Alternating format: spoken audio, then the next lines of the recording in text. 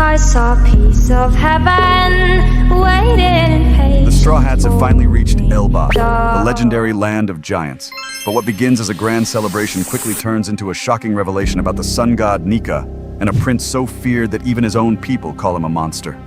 After surviving countless battles across the New World, the Straw Hat pirates finally arrive at Elbaf, where the giants welcome them as honored guests. The celebration is exactly what you'd expect from the strongest race in the world. Luffy wastes no time diving into a gigantic roasted moose, devouring it faster than anyone can keep up. Elder Ja Rule proudly explains that hunting these beasts is incredibly dangerous, but their incredible flavor makes every battle worth it. For the giants, serving this feast is their way of honoring the heroes who saved Hadruden. Meanwhile, Usopp is living his dream. Surrounded by giants who admire every word he says, he proudly tells the story of how he defeated the enormous Watatsumi. Since he's a member of the Straw Hat crew, no one questions his story. In fact, many of the giants believe every single word. For Usopp, this is the greatest audience he's ever had. Elsewhere, Jinbei finds himself answering endless questions about fishmen, while Brook wins over the crowd with music. Sanji, on the other hand, has absolutely no complaints after finding himself surrounded by beautiful giant women. The celebration couldn't be more peaceful, until one unexpected topic changes everything. Rhodes, still terrified after his encounter with Zoro, claims that every giant dreams of becoming the next sun god.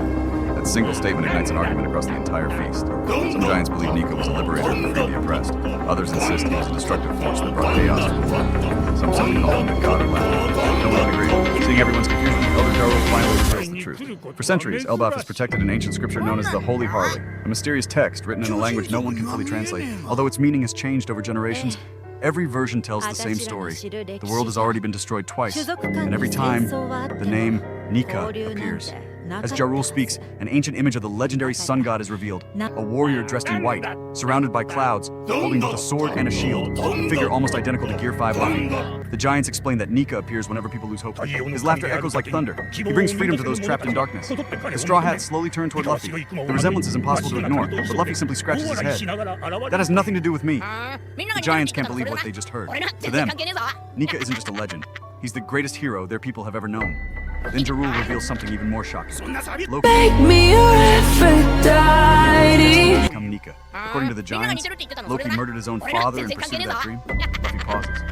So, does that mean Loki is actually a good guy? Every giant, young and old, shouts together, absolutely not! He begins recounting before Loki was even born, a prophecy declared that he would one day kill King Harald. Soon after his birth, disasters struck Elbaf one after another. The royal family's sacred horse died, the queen passed away.